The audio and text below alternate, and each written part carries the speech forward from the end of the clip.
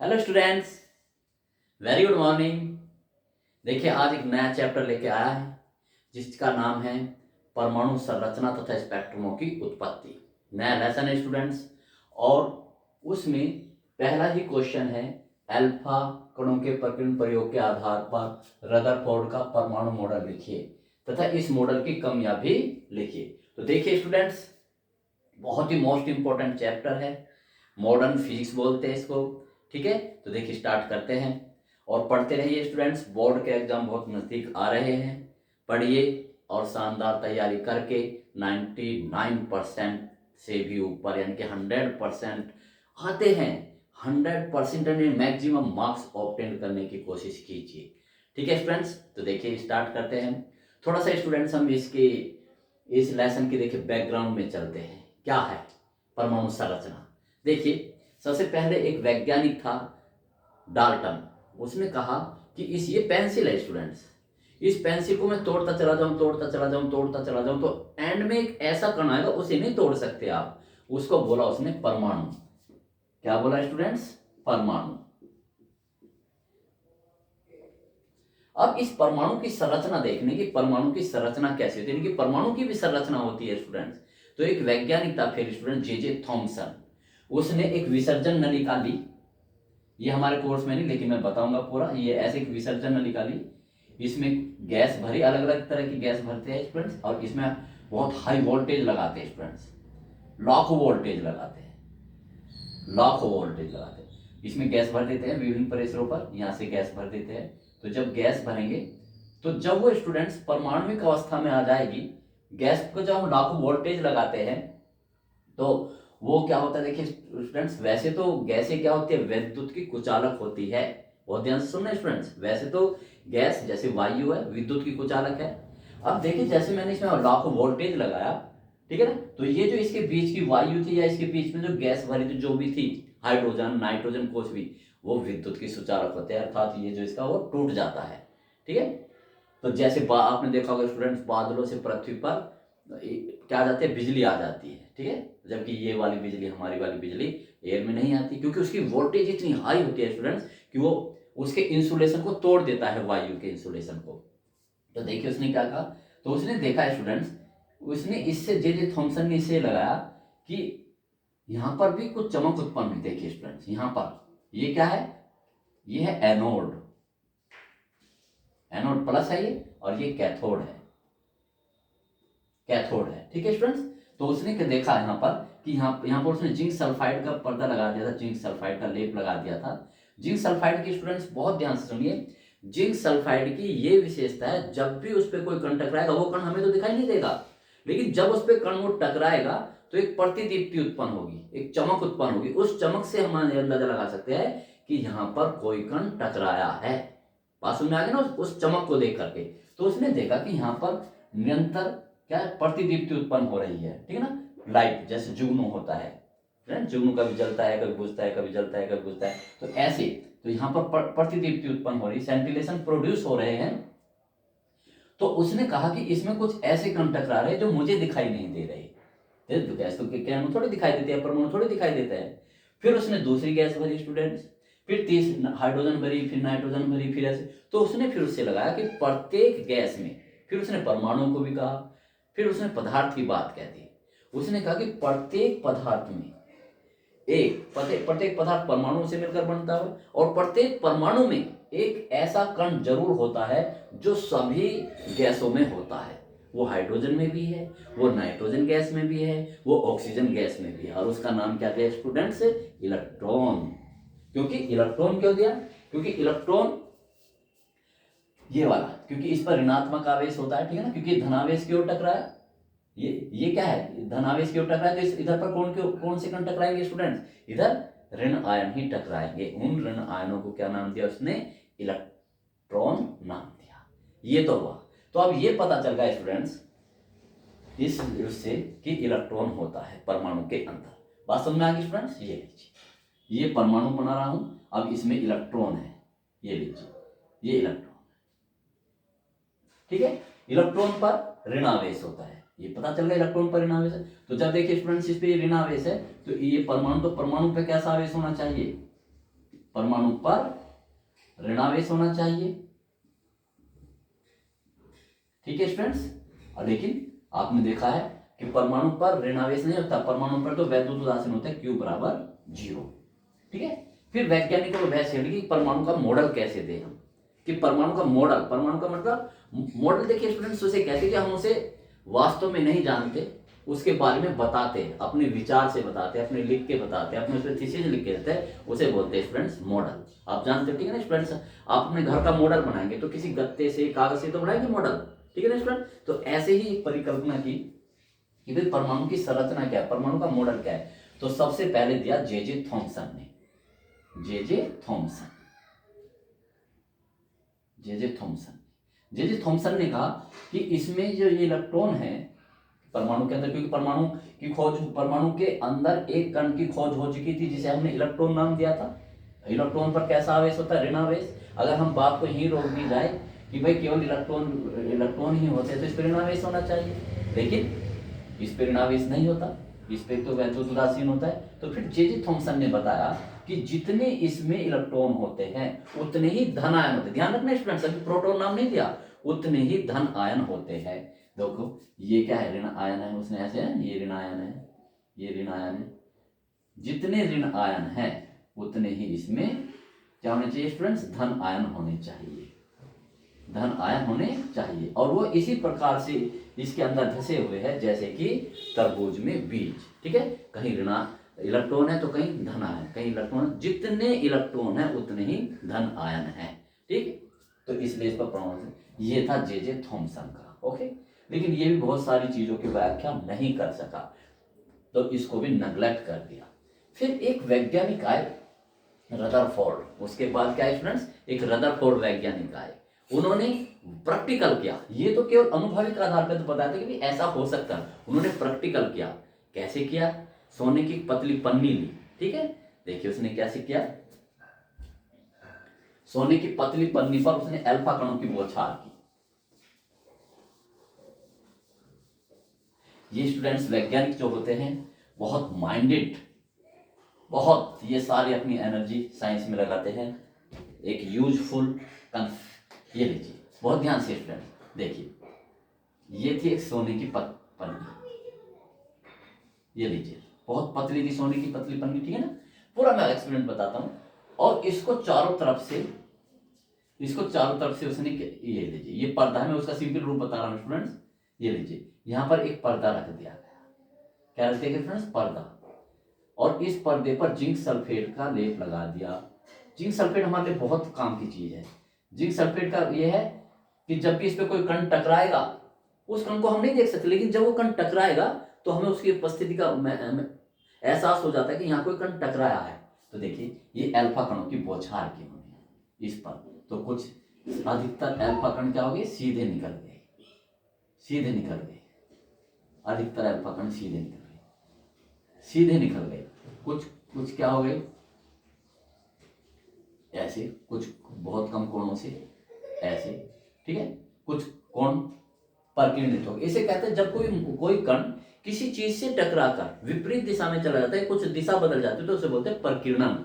उसका क्या बोलते हैं स्टूडेंट्स, परकीर्णन। देखो ये एक बॉल है स्टूडेंट्स, ठीक है ना, आपने इस पे दूसरी बॉल मारी, हिट करी, तो ये इधर जाएगी और ये इधर जाएगी, तो इसे बोलते हैं परकीर्णन, कि भाई इस बॉल का परकीर्णन होगा कितने एंगल से, थीटा एंगल से, ठीक है, तो इसे बोलते हैं परकीर्णन मॉडल। तो इसलिए कणों का परकीर्णन।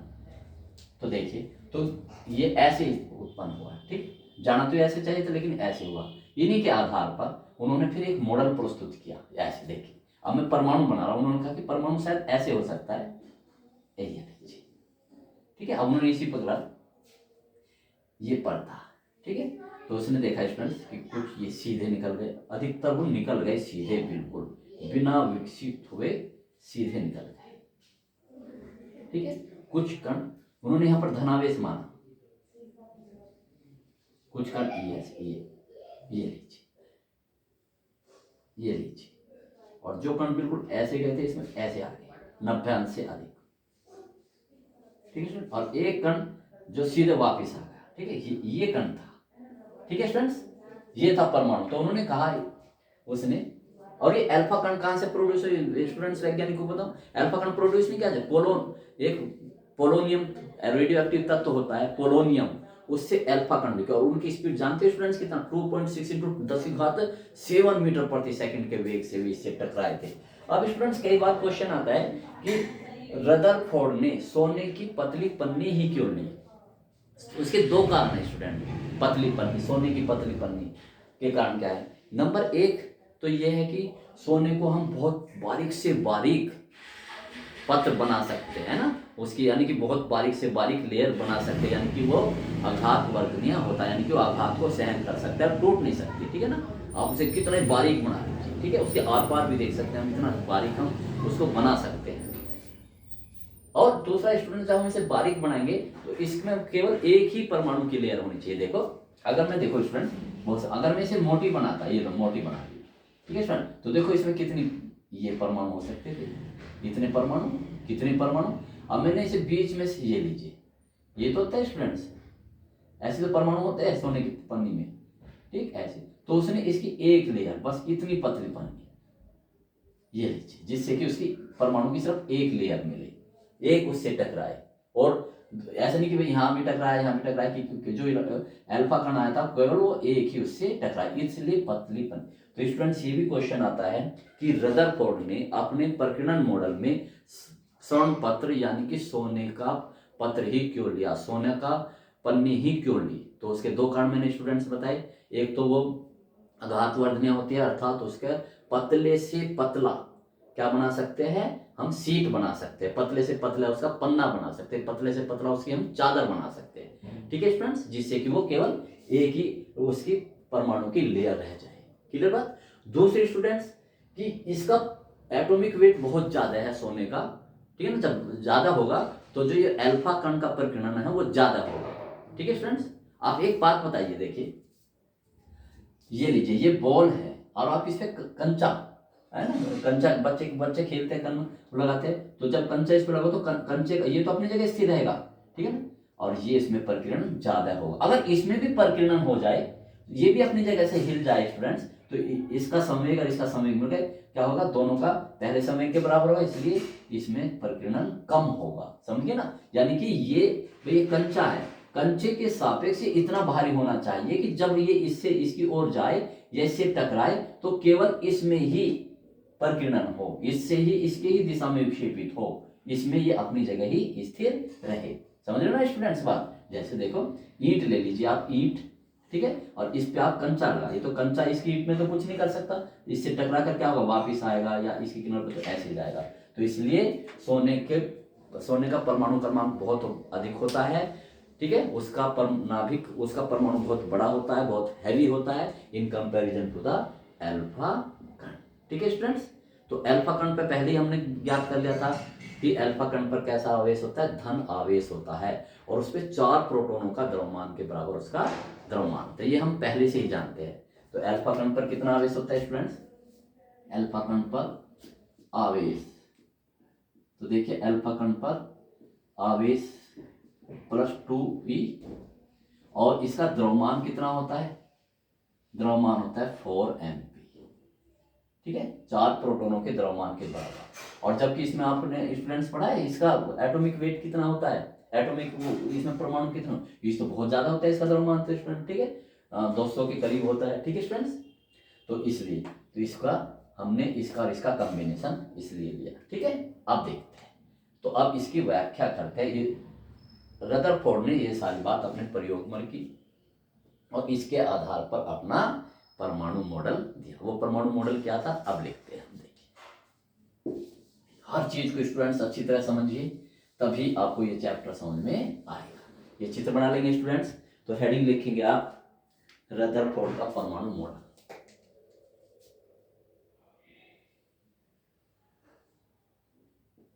रदरफोर्ड का परमाणु मॉडल बहुत मोस्ट इंपोर्टेंट स्टूडेंट्स।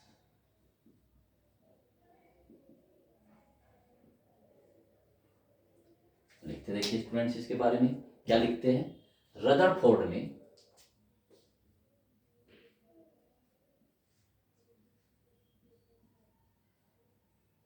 रदरफोर्ड ने सोने की पतली पन्नी पर, सोने की पतली पन्नी, बहुत ही पतली थी स्टूडेंट्स, पतली पन्नी पर या पत्र पर, पतली पन्नी पर अल्फा कणों की तीव्रगामी, देखो बहुत सा है ना, तीव्रगामी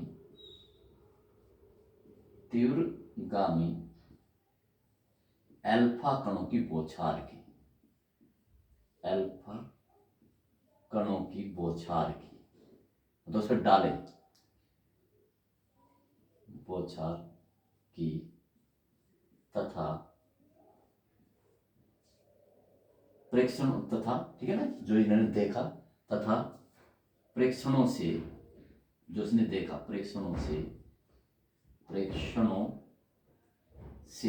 निम्न निष्कर्ष निकाले। परीक्षण मतलब जो ऑब्जर्व करते हैं, जो आप देखते हैं, ठीक है, से निम्न निष्कर्ष निकाले, परीक्षणों से निम्न निष्कर्ष निकाले, निम्न निष्कर्ष निकाले। नंबर एक क्या था स्टूडेंट, देखिए नंबर एक तो यही था कि अधिकतर इसमें से, अगर देखो बहुत ध्यान से स्टूडेंट, अगर उसने स्टूडेंट्स यहां से 100 गुजारे, 100 की बात करते हैं, 100, तो 100 में से स्टूडेंट्स 95 सीधे चले गए, यानी कि उनमें कोई विक्षेप नहीं हुआ, सीधे 100 में से 95 कण ऐसे चले गए। तो इसका मतलब क्या है स्टूडेंट्स, कि इसका मतलब इस जो परमाणु का अधिकतर स्थान खोखला है, ठीक है, बात समझ आ गई ना स्टूडेंट्स। देखो खुद सोचिए, ये कमरा है और ये कमरे में ताला लगा हुआ है, आप बाहर हो, सबको नहीं पता कि इस कमरे के अंदर क्या है, तो यदि हम बाहर से ऐसी चीजों की बौछार कर दे जो आर पार हो जाए, तो आप बताइए जो स्टूडेंट्स इसके अंदर यदि बिल्कुल कुछ भी नहीं है तो वे गोलियां जो भी डालेंगे सीधे निकल जाएंगी, लेकिन अगर इसके अंदर मेज है, इसके अंदर बेड है, या इसके अंदर कुछ और चीजें हैं, तो वे टकरा के इधर उधर से जाएगी, ठीक है ना, लेकिन हमें नहीं पता स्टूडेंट्स, तो हम ये उससे ही पता लगाएंगे। तो देखिए, तो सबसे कहा कि अधिकतर अल्फा कण सीधे निकल गए, अधिकतर अल्फा कण बिना विचलित हुए, बिना विचलित हुए सीधे निकल गए, विचलित हुए सीधे निकल गए, सीधे निकल गए। तो सीधे निकल गए, तो इससे क्या निकलता है, तो इससे यह निष्कर्ष निकलता है, साथ के साथ निष्कर्ष भी लिखेंगे स्टूडेंट्स, ठीक है, इससे यह निष्कर्ष निकलता है। अब मैं इसे दूसरे कलर से मैं लिखूंगा, इससे यह निष्कर्ष निकलता है, इससे यह निष्कर्ष निकलता है कि परमाणु का अधिकतर स्थान खोखला है, कि परमाणु का अधिकांश स्थान जो अंदर से, ठीक है, अधिकांश स्थान खोखला है, ठीक है स्टूडेंट्स। भाई आप एक बात बताइए, अगर यहाँ कुछ होते, यहाँ कुछ होते, यहाँ कुछ होते, तो ये कण उनसे टकराते, फिर ये सीधे नहीं जाते, ठीक है ना, सीधे तो एक ही से निकलता है, ये खोखला है, ठीक है। अब नंबर दो, इन कण की बात करते हैं स्टूडेंट्स, कि जिनमें क्या हुआ, विक्षेपण हुआ, ठीक है, 2 या 3 अंश का। कुछ कण बहुत कम, 10 लाख में से स्टूडेंट्स एक, इतना, कुछ कण, कुछ अल्फा कण बहुत कम, है ना, कुछ अल्फा कण बहुत कम, कुछ अल्फा कण, है ना, बहुत कम कोण से विक्षेपित हुए, बहुत कम कोण से विचलित हुए या प्रकीर्णित हुए, ऐसे लिखिए, प्रकीर्णित हुए कुछ अल्फा कण, ठीक है ना। कुछ जब इसमें प्रकीर्णित हुए तो इसका मतलब स्टूडेंट्स ये हुआ, ठीक है ना, बहुत कम कोण से, तो इससे हुआ कि जो इसका धन आवेश है वो बिखरा हुआ नहीं है, वो किसी एक जगह पर केंद्रित है। बहुत कम कोण से प्रकीर्णित हुए, इससे यह निष्कर्ष निकलता है, जैसे लिख देता हूं, इससे यह निष्कर्ष निकलता है, निष्कर्ष निकलता है कि ये जो इसका धनावेश है, परमाणु का धनावेश, परमाणु का धन आवेश किसी एक स्थान पर केंद्रित है, किसी एक स्थान पर केंद्रित है, वो बिखरा हुआ नहीं है स्टूडेंट। जैसे कि थॉमसन ने बताया था कि भाई जैसे धनावेश है वैसे ही इलेक्ट्रॉन आवेश है, वो बिखरे हुए हैं। ठीक है स्टूडेंट, देखा। देखिए अब देखिए, अब कुछ कण, बहुत ही कम कण 90 अंश या 90 अंश से 90 अधिक से विचलित हुए।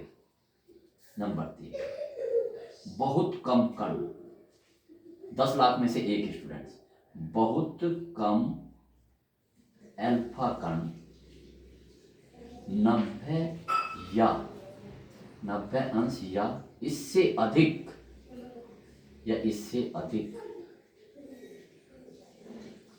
अधिक कोण पर विचलित हुए, पर प्रकीर्णित हुए या विचलित हुए। इससे क्या निष्कर्ष निकलता है स्टूडेंट्स? इससे यह निष्कर्ष निकलता है, इससे यह निष्कर्ष निकलता है कि जो इसका समस्त धनावेश है वो एक बहुत सूक्ष्म स्थान पर केंद्रित है।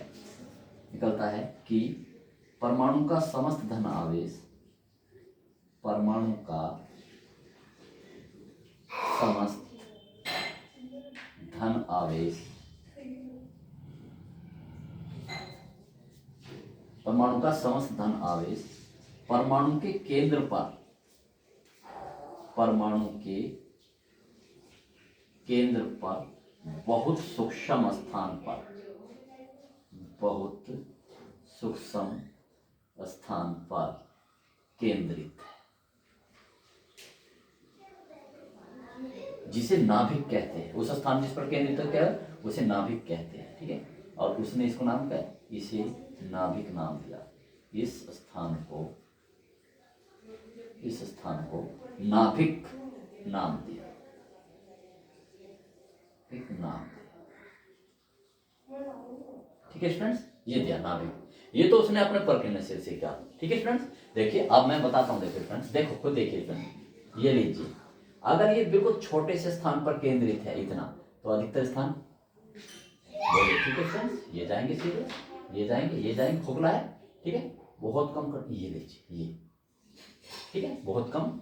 ठीक है, और ये तो बहुत ही, ये लीजिए, जो इसके आसपास जाएंगे, इसके जो अल्फा कण पे भी कैसा आवेश है स्टूडेंट, धनावेश। इस पे भी धनावेश है, तो ये क्या है, जैसे इसके पास आएगा तो ये इधर की ओर, और बहुत कम जो कण जो इसकी ओर जा रहा है स्टूडेंट, तो एकदम ऐसे चला जाएगा या वापस आ जाएगा। अब देखना स्टूडेंट्स, ऐसे बहुत तीव्र से क्या लगेगा, प्रतिकर्षण बढ़ेगा। लेकिन आप देखो स्टूडेंट्स, मैं अब इसे बड़ा मान रहा हूं, ये लीजिए इतने बड़े पर, तो देखिए स्टूडेंट क्या होगा, कण ये लीजिए, ये सीधे निकल गए, तो कण ये सीधे 100 में से ये जो अधिकांश अल्फा कण सीधे निकल गए थे, सीधे नहीं निकलते, और फिर बहुत सारे कण ये लीजिए, देखिए वापिस आ जाते है ना, इससे टक्कर के किसकी सीध में आ गई, ये लीजिए। ठीक है, तो ऐसे होता है स्टूडेंट। ठीक, तो ये इसका था परमाणु मॉडल। और इसके बाद स्टूडेंट्स उन्होंने नाम दिया, वो अपने अनुभव के आधार पर दिया कि जो उन्होंने अपना ये माना कि जो इसके अंदर इलेक्ट्रॉन है, इलेक्ट्रॉन के बारे में भी जानकारी दी उन्होंने। जैसे कि सूर्य के चारों तरफ पृथ्वी या अन्य ग्रह घूमते हैं, ऐसे ही ये सन हो गया, और जो इसमें इलेक्ट्रॉन है इसके चारों तरफ वृत्ताकार कक्षा में चक्कर लगाते रहते हैं। ये उसने इस प्रैक्टिकल के आधार पर नहीं किया, क्योंकि इस प्रैक्टिकल के बारे में तो इलेक्ट्रॉन के बारे में कुछ पता ही नहीं चलता स्टूडेंट्स। ठीक है, वो तो केवल इसके अंदर का खोखला है, जो धनावेश है वो कहाँ है, केवल इसके बारे में जानकारी दी, और ये 3 पॉइंट उसने लिख दिए। और जो उसने वो क्या था, चौथा पॉइंट, वो केवल अनुभव के आधार पर जैसे उसने देखा, क्योंकि उसे पहले से एक जे थॉमसन थे, उसने एक वैज्ञानिक ने ये बता दिया था इसके अंदर इलेक्ट्रॉन भी है। तो अब रदरफोर्ड ने ये भी कहा भाई इलेक्ट्रॉन है तो वो कहाँ पर है, स्थिर है या गतिमान है। आपने देखा होगा स्टूडेंट्स, आप अपनी साइकिल चलाइए, जब तक साइकिल चलती रहेगी, ठीक है ना, वो गिरेगी नहीं, लेकिन अगर आप उसे बिल्कुल स्टॉप, मतलब उस पर क्या कर देंगे, गति धीमी कर देंगे, तो उसका संतुलन कम हो जाएगा और वो गिर पड़ेगी, तो बिल्कुल स्लो हो जाएगी, बिल्कुल स्लो, ठीक है, एक स्थिति में गिर पड़ जाएगी। आप स्टैंड पे तो उसे खड़ा कर सकते हो, लेकिन वैसे खड़े नहीं कर सकते, ठीक है ना स्टूडेंट। लेकिन जब चलते वक्त है तो चलते वक्त उसे स्टैंड की जरूरत नहीं होती। तो ऐसे ही उसने कहा कि भाई इसमें इलेक्ट्रॉन भी है और वो स्थिर भी है। तो उसने कहा कि जैसे सूर्य के चारों तरफ पृथ्वी चक्कर लगाती रहती है, वैसे ही इसके अंदर इलेक्ट्रॉन वृत्ताकार कक्षाओं में चक्कर लगाते रहते हैं। और यही स्टूडेंट देखिए, जिसने अनुभव के आधार पर, और यही सबसे बड़ी फिर आगे भविष्य में आके यही रदरफोर्ड के मॉडल की सबसे बड़ी कमी बनी, ठीक है स्टूडेंट्स। जो प्रैक्टिकल थी वो बिल्कुल सत्य थी, लेकिन जो उसने अनुभव में ज्यादा पे दी थी उसमें। तो मैं इस पॉइंट को भी स्टूडेंट्स लिख देता हूं, चौथा पॉइंट।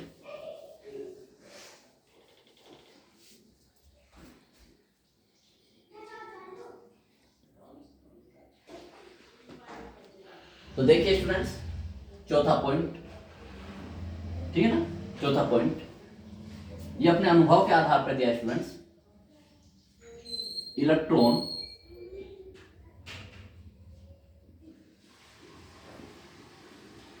नाभिक के चारों ओर, नाभिक के चारों ओर, नाभिक के चारों ओर वृत्ताकार कक्षाओं में,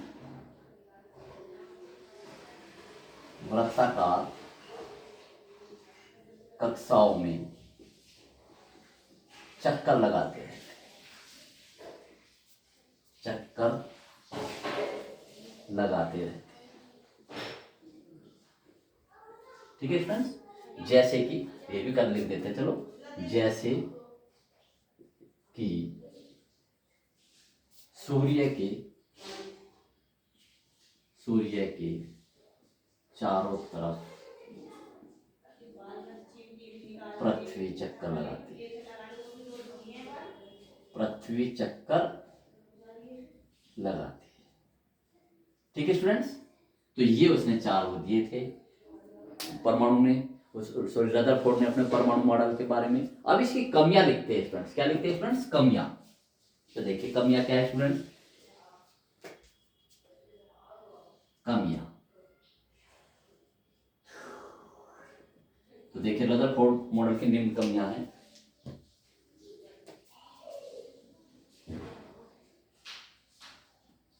रदरफोर्ड मॉडल की निम्न कमियां हैं। अब कमी कौन बताता है, दूसरे वैज्ञानिक, जबकि वे उसकी बातों को सेटिस्फाई नहीं करते, ठीक। कमियां है, नंबर एक, इससे पहले स्टूडेंट्स ये त्वरित, ये आवेश है, क्यों आवेश है, ठीक है स्टूडेंट्स। अगर ये त्वरित होगा यानी ये गतिमान होगा, तो इससे क्या निकलेंगे, विद्युत चुंबकीय तरंगे निकलेंगी। क्या निकलेंगे, विद्युत चुंबकीय तरंगे निकलेंगी, यानी कि तो इसकी ऊर्जा का क्या हो जाएगा स्टूडेंट्स, ह्रास होता चला जाएगा। जब इसकी, तो उन्होंने दूसरे वैज्ञानिकों ने बताया कि चलो ये नाभिक है, ठीक है ना, ये परमाणु है, ये इलेक्ट्रॉन इसके चारों तरफ ऐसे चक्कर लगा रहा है। इलेक्ट्रॉन कैसा है, गतिमान आवेश है। सूर्य पे पृथ्वी तो ठीक है, पृथ्वी लगा रही है, ठीक है, सब देख रहे हैं, या आज तक लगा रही है और वो खरबों वर्ष हो गए, ठीक है ना। तो लेकिन पृथ्वी पर आवेश नहीं है स्टूडेंट्स, पृथ्वी पर कोई आवेश नहीं है, लेकिन इलेक्ट्रॉन पर तो आवेश है। यहीं पर थोड़ा सा डिफरेंस प्रोड्यूस हो गया। इलेक्ट्रॉन पर क्या है स्टूडेंट्स, आवेश। और जबकि ये मान्यता है, ये सिद्ध हो चुका है कि जब कोई गतिमान आवेश होता है तो उससे तरंगे निकलती है, जिन्हें हम बोलते हैं विद्युत चुंबकीय तरंगे।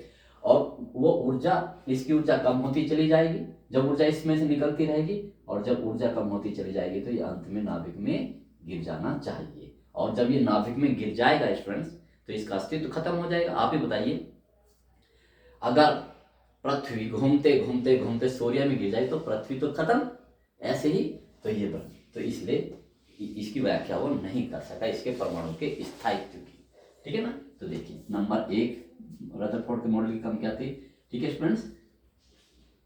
परमाणु का स्थायित्व नहीं बता सका। परमाणु का स्थायित्व, मैं हेडिंग भी डाल देता हूं, परमाणु का स्थायित्व।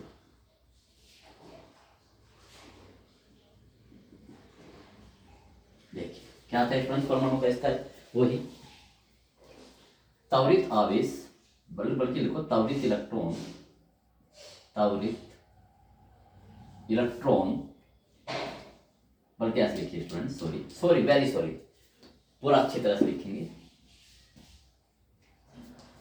नाभिक के चारों ओर घूमता हुआ, नाभिक के चारों ओर वृत्ताकार कक्षा में घूमता हुआ त्वरित इलेक्ट्रॉन वृत्ताकार कक्षा में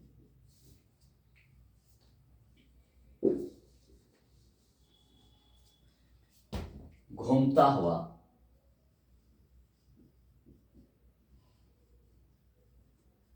इलेक्ट्रॉन क्या होगा स्टूडेंट, त्वरित आवेश है, ये त्वरित है, घूमता हुआ इलेक्ट्रॉन विद्युत चुंबकीय तरंगों के रूप में, विद्युत चुंबकीय तरंगों के रूप में ऊर्जा उत्सर्जित करता रहेगा, ऊर्जा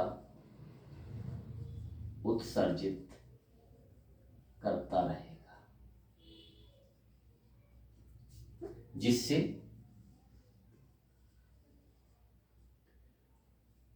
उसके वृत्ताकार पथ की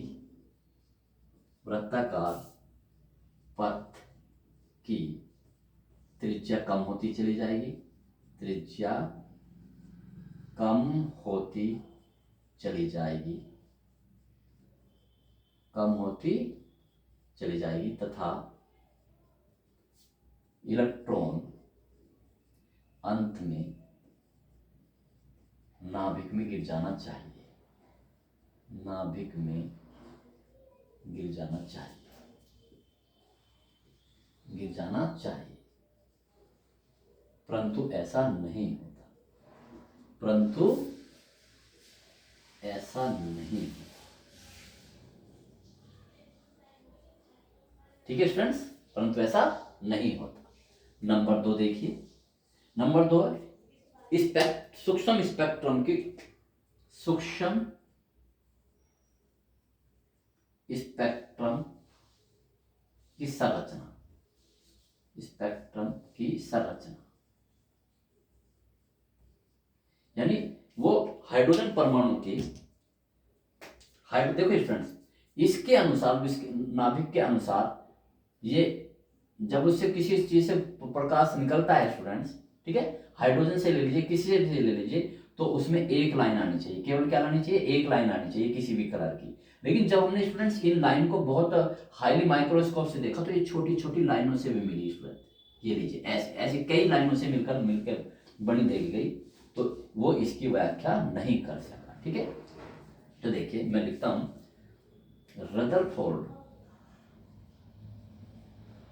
रदरफोर्ड के मॉडल के अनुसार किसी, हाँ देखिए, स्पेक्ट्रम सतत होना चाहिए, सतत होना चाहिए, परंतु